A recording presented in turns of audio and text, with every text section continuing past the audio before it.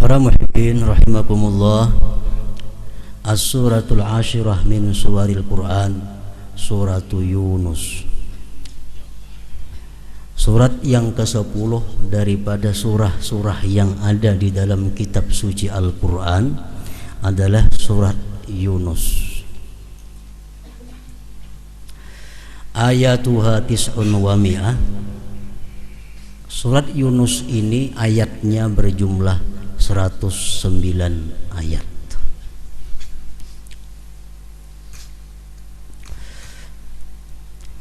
Dinamai surat yang ke-10 ini dengan surat Yunus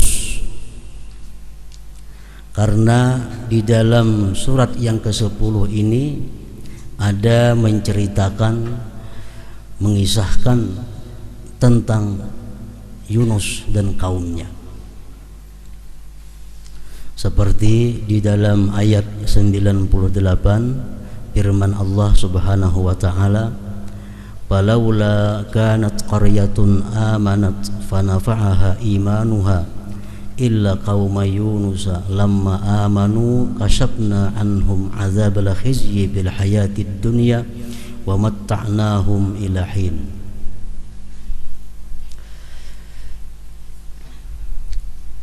Arti daripada ayat tersebut adalah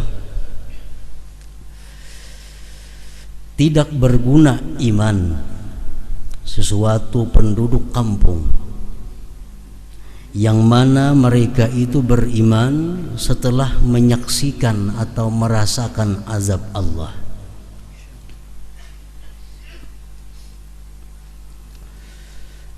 Satu penduduk yang ingkar kepada Allah, kemudian begitu turun ke penduduk itu azab Allah, baru mereka beriman. Nah, iman seperti itu tidak ada gunanya lagi.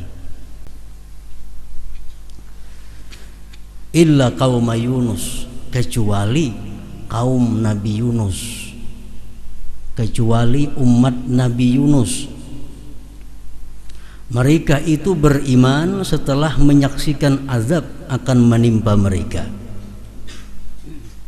Allah selamatkan mereka dari azab kehinaan pada kehidupan dunia ini, dan Allah berikan kepada mereka kaum Nabi Yunus kesenangan sampai akhir ajalnya. Para muhibbin rahimakumullah, ini keistimewaan yang Allah berikan kepada kaum Nabi Yunus.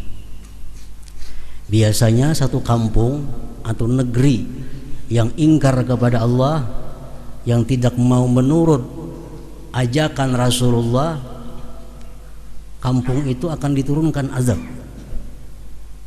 Kalau azab sudah turun, mereka beriman, imannya kada berguna lagi. Kecuali kaum Nabi Yunus ini. Mereka ingkar kepada Nabi Yunus, Allah menurunkan azab, mereka beriman, Allah terima imannya, Allah selamatkan mereka. Al-Imam At-Tabari dalam tafsirnya beliau berkata, ini khusus untuk umat Nabi Yunus saja, tidak ada umat yang lain diberikan keistimewaan seperti itu. Para muhibbin rahimakumullah, sebagaimana kita mengetahui dari sejarah Fir'aun dan kawan-kawannya mengepung Nabi Musa alaihissalam.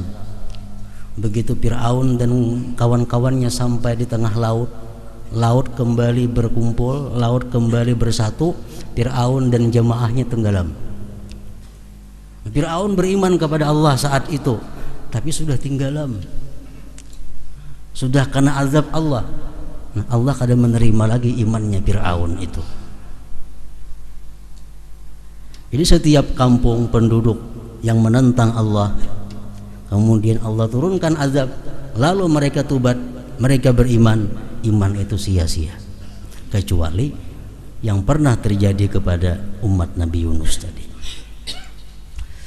Para muhibbin rahimakumullah, secara singkat kita ingat kembali kisah Nabi Yunus alaihissalam, bahwa Nabi Zakaria diperintahkan oleh Allah untuk memilih 500 orang daripada Bani Israel. Pilih 500 yang terbaik di antara mereka. Nabi Zakaria memilih yang paling takwa, yang paling ahli ibadah, yang paling taat. Terkumpul 500 orang. Allah perintahkan lagi kepada Nabi Zakaria, dari yang 500 itu pilih lagi 100. Diseleksi lagi, terkumpul 100. Allah menyuruh Nabi Zakaria lagi, dari 100 itu ambil 50. Seleksi lagi jadi 50. Diseleksi lagi oleh Nabi Zakaria, tinggal 50. Allah menyuruh Nabi Zakaria seleksi lagi sampai 20. Disaring lagi, Nabi Zakaria memilih 20 orang yang terbaik di antara Bani Israel. Kemudian Allah menyuruh ambil satu dari yang 20 itu yang terbaik siapa? Maka terpilihlah seorang pemuda yang bernama Yunus bin Matta. Yunus bin Matta ini. Para muhibbin rahimakumullah. Ba'asallahu Yunus ila ahli Ninawa min ardil Mausil wa umruhu hina idin 30 sanah. Fada'ahum ila Allah azza wa jalla 33 sanah. Fala yu'minu bihi illa rajulani rubil wa tanuha.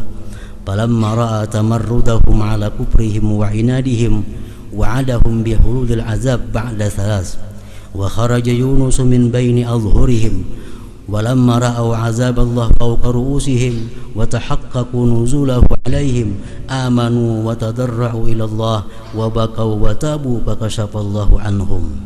Wa amma Yunus farakiba safinatan falajjat wa tarabat fatashawaru fima bainahum ala ay yaqtari'u faman waqa'at fihi al-qur'ah ulqiya ila al-bahr falamma iqtara'u waqa'atil qur'atu ala Yunus fa ulqiya ila al-bahr falataqamahu hut famakatha fihi 3 wa qala fihi la ilaha illa anta subhanaka inni kuntu minaz zalimin fanajahullah min dzalik.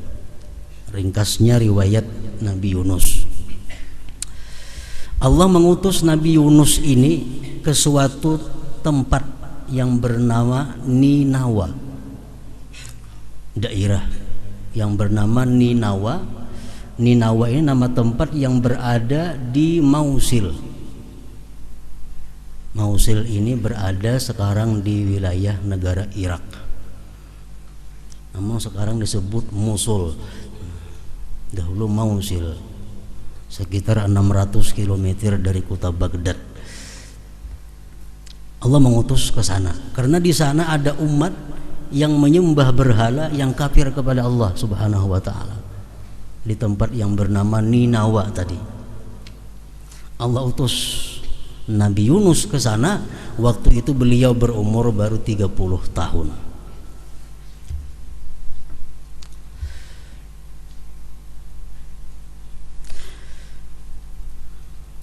Kemudian Nabi Yunus berdakwah di situ selama 33 tahun berdakwah siang malam. Yang beriman hanya 2 orang. Yang pertama namanya Rubil satu. Yang kedua bernama Tanuha. Ini 2 orang yang beriman kepada Nabi Yunus dan menjadi ulama ahli hikmah pada waktu itu.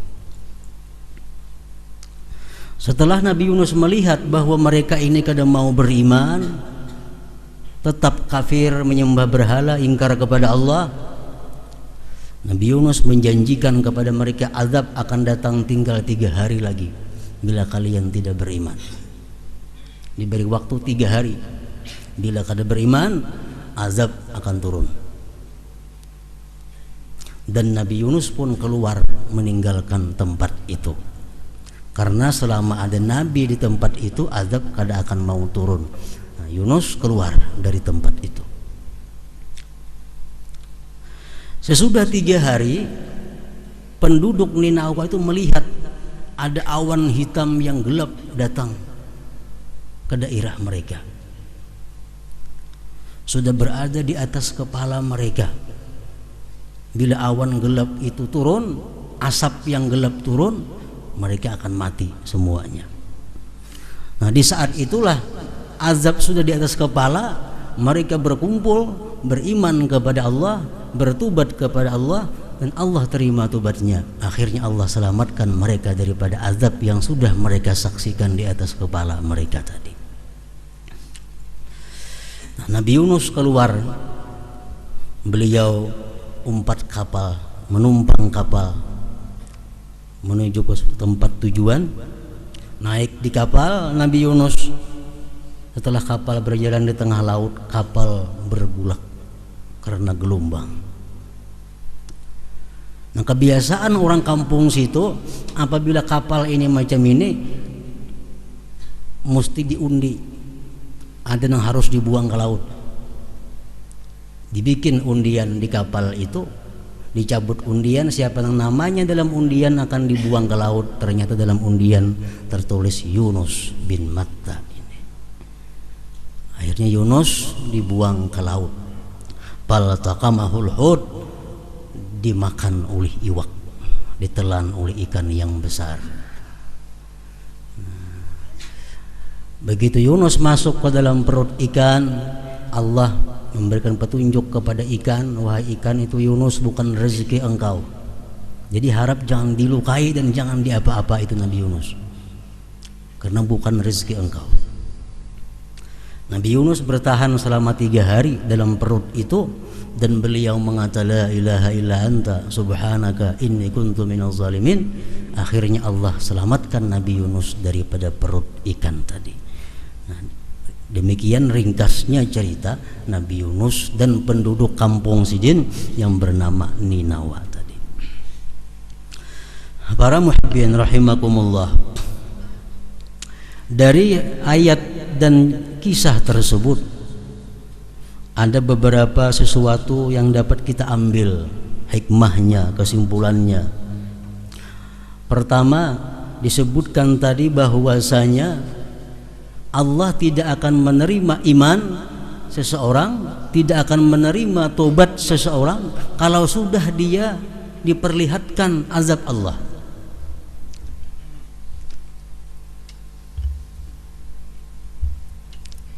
Nah, sama halnya yang demikian itu, Rasulullah mengatakan bahwa iman dan tobat manusia tidak akan diterima lagi apabila nantinya matahari sudah terbit di sebelah barat.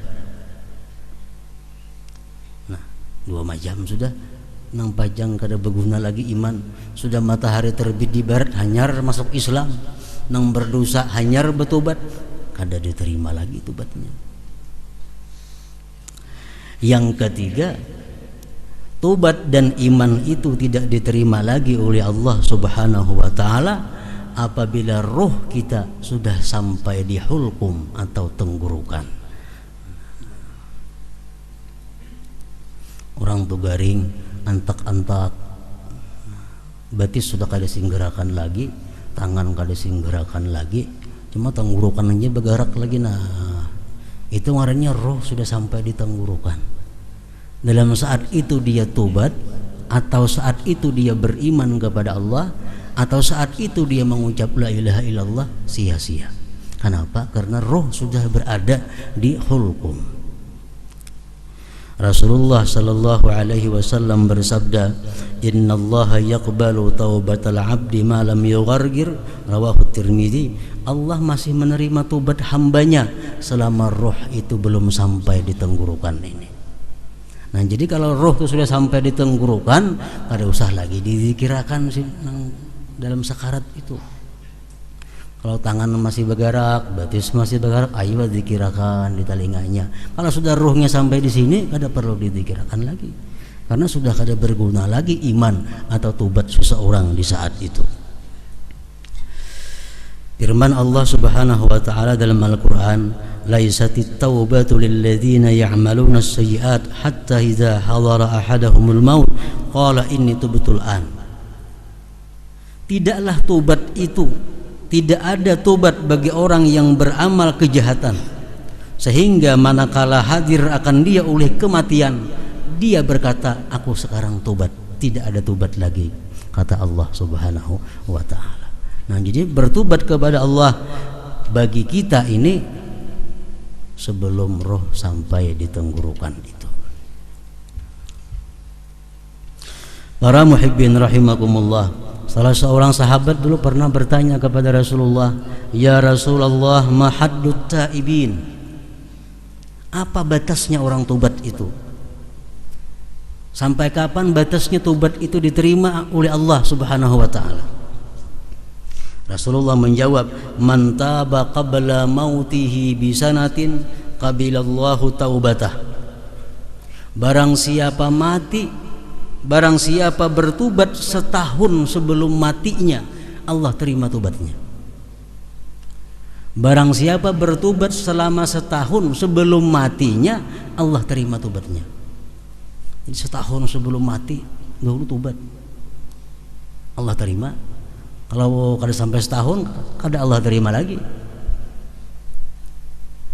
Lalu Rasulullah berkata, "Ala wa inna dzalik lakatsir." Ya Nabi, itu kebanyakan setahun itu kalawasan. Kalawasan setahun itu. Akhirnya beliau bersabda lagi, "Wa man taba qabla mautihi bi jum'atin qabilallah taubatah." Siapa yang tobat kepada Allah seminggu sebelum matinya, Allah masih menerima tobat. Seminggu sebelum mati tobat, Allah masih menerima.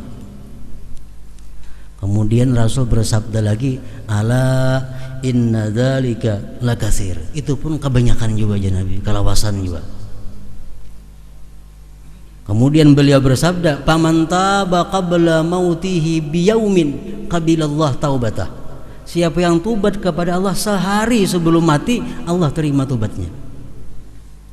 Sehari. Itu pun kata Rasulullah kalawasan juga. Faman taba qabla mautihi qabla an tuwarghira nafasuhu qabilallah taubatah. Siapa yang tobat sebelum ruhnya sampai di tenggorokan, masih Allah terima tobatnya. Nah, jadi orang yang sudah garing, yang sudah kada kau berdaya lagi, tapi masih bisa bergerak batisnya, tangannya, nah masih Allah membuka pintu tobat kepadanya. Masih bisa dizikirkan di telinganya, masih bisa ditalkinkan di telinganya, supaya dia ingat kepada Allah Subhanahu wa ta'ala. Para muhibbin rahimakumullah, yang kedua, dalam ayat tadi kita ambil sesuatu rahasia bahwa Nabi Yunus itu berada dalam perut ikan 3 hari, ada yang mengatakan 7 hari, selamat. Dan beliau hanya satu yang dibaca di sana, la ilaha illa anta subhanaka inni kuntu minaz zalimin. Nabi Yunus kada berdoa minta keluarkan dari iwak, kada ada. Sidin kada ada minta supaya diselamatkan daripada bala, kada ada. Cuma dalam perut iwak hanya kalimat yang beliau baca, la ilaha illa anta subhanaka inni kuntu minaz zalimin. Dikenal tasbih Nabi Yunus biar kita.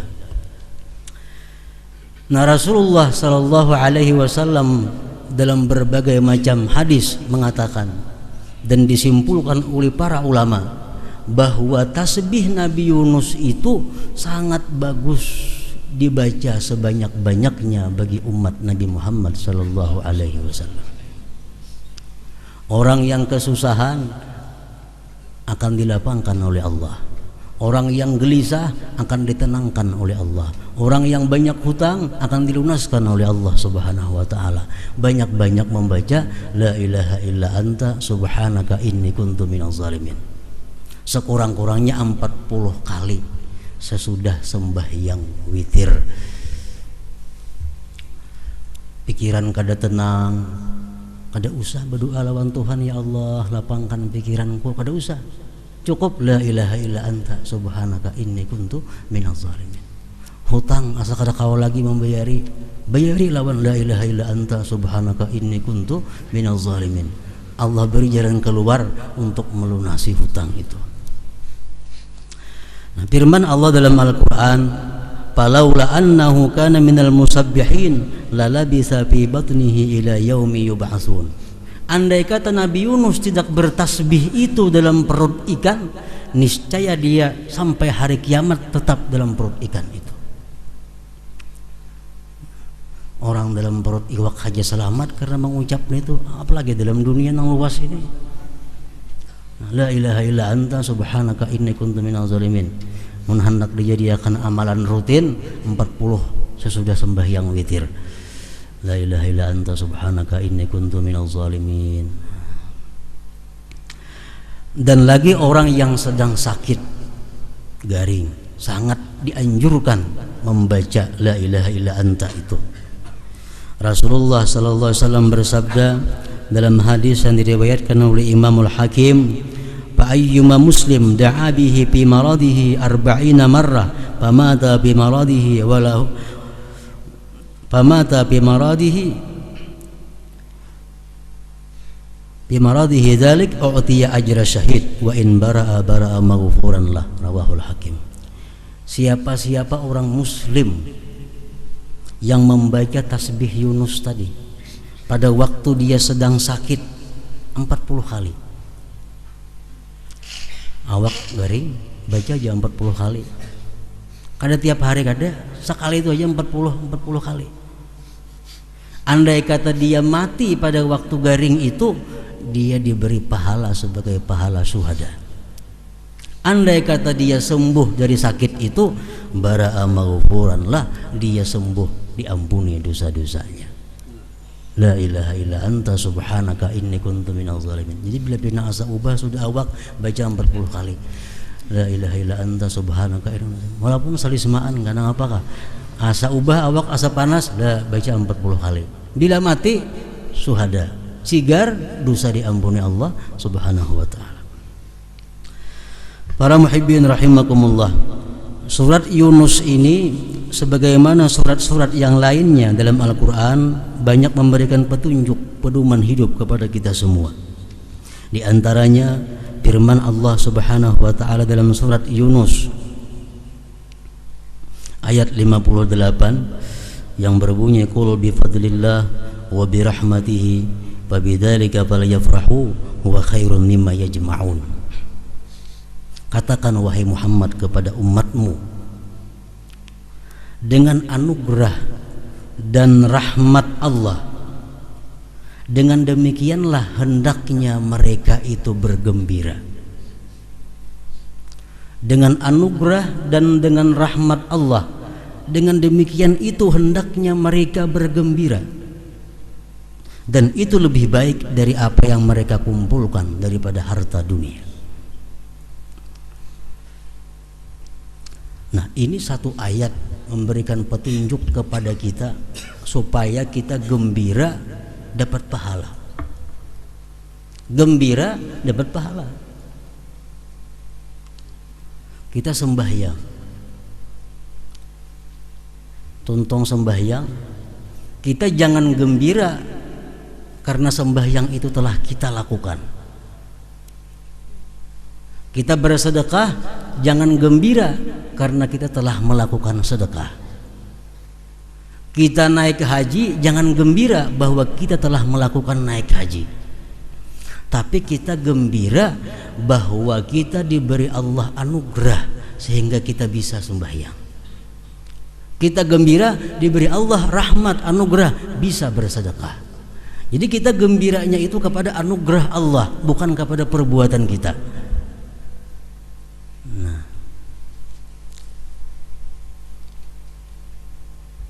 Itu akan terhindar dari berbagai macam penyakit hati seperti ria, ujub, sombong dan lainnya. Kita mampu sembahyang misalnya semalaman 100 rakaat, atau semalaman kita kawa sembahyang 500 rakaat.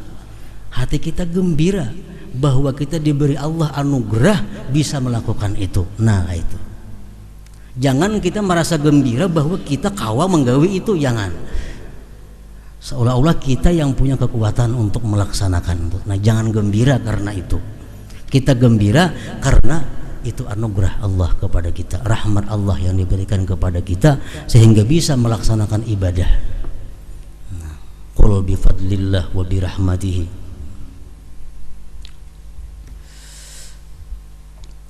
Para ulama tasawuf mengatakan berkaitan dengan ayat dalam surat Yunus ini,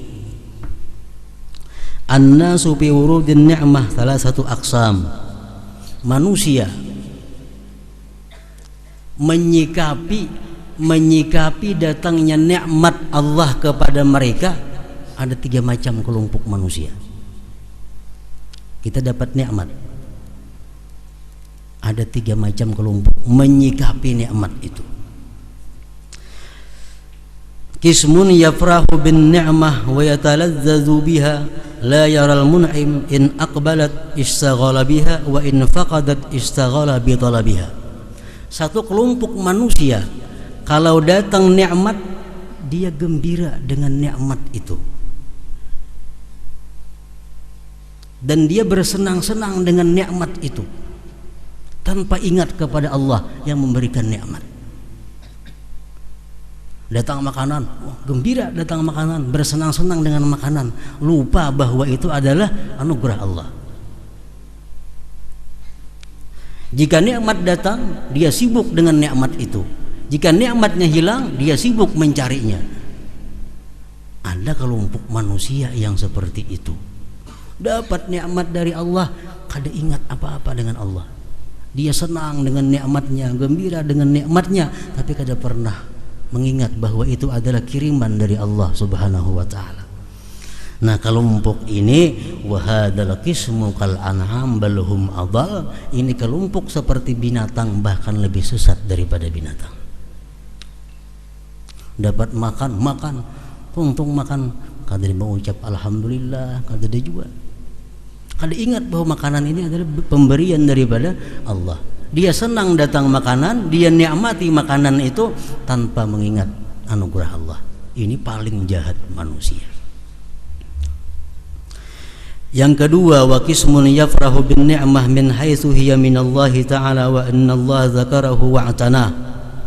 Kelompok yang kedua, datang nikmat, dia gembira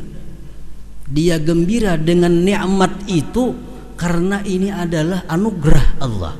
Nah, datang makanan, datang duit, datang pakaian, datang langganan, gembira karena ini adalah anugerah Allah. Jadinya gembiranya bukan dengan makanan itu, gembiranya bukan dengan pakaian itu, gembiranya bukan lawan duit itu, tapi gembiranya ini adalah anugerah dari Allah Subhanahu wa taala, dan bahwa Allah berarti ingat lawan aku, Allah memperhatikan aku. Nah, itu dia gembira. Nabi Musa dikirimi orang kurma bahulat. Sarik Nabi Musa. Be Tuhan, wahai Musa, kamu jangan sarik.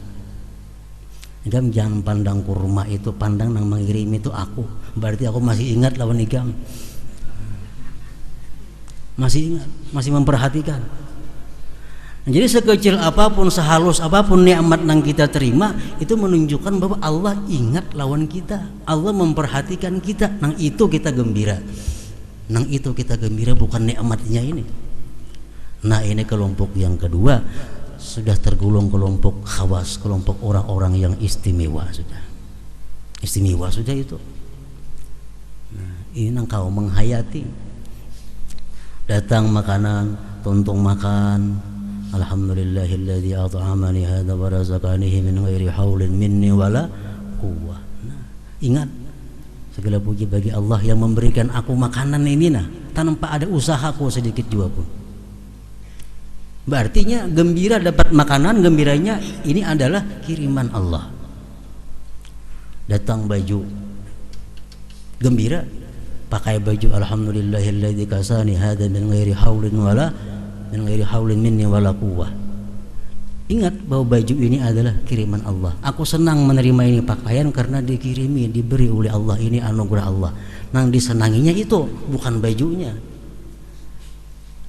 Nah, ini kelompok yang kedua. Ini sudah kelompok istimewa.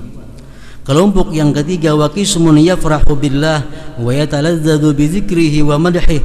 Kelompok ini dia gembiranya dengan Allah semata dan bersenang-senang dengan zikrullah dan memuji Allah. Kelompok yang pertama tadinya datang makanan, gembira makanan ini karena ini anugerah Allah, dan dia bersenang-senang makan makanan itu karena ini anugerah Allah. Itu kelompok yang kedua. Yang ketiga ini datang makanan, dia gembira dengan Allah dan dia bersenang-senang dengan zikrullah, karena terhirawakan lagi makanan itu. Nah, bahada qismu siddiqin, ini bagian orang-orang siddiqin.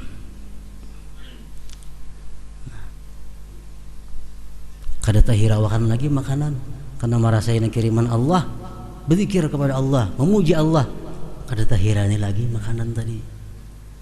Nah, jadi dia senangnya dengan zikrullah. Dalam kitab Ihya Ulumuddin disebutkan kisah ulungan yang ketiga ini. Ada seseorang laki-laki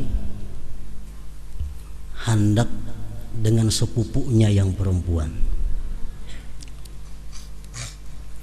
dan kebetulan sepupunya perempuan itu pun sudah lawas juga hendak lawan laki-laki ini.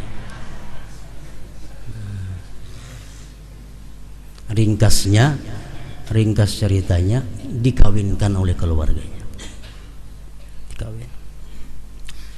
Malam pertama ujar nang laki ini, mungkin laki, aku sing lawasan sudah mau unting ikam ini, dan alhamdulillah dikabulkan oleh Allah. Ujar nang bini, aku pun lawan ikam lawas juga sudah mau unting ikam dan dikabulkan juga oleh Allah. Ujar nang laki, kalau macam itu kita beruduan sembayangan, syukur kepada Allah, syukur kepada Allah, sembayangan, asik sembayang sampai subuh hari, sampai subuh hari. Nah, ini kelompok siddiqin, nang bini orangnya siddiqah, nang laki siddiq, menerima nikmat Allah, dia bersenang-senang dengan zikrullah, bukan dengan ini nikmat. Nah, jadi sampai subuh nang bini kada ingat lagi lawan nang laki, lakinya kada asik sembahyang sampai subuh. Dan ini bertahun-tahun kejadiannya, berulang-ulang tiap malam.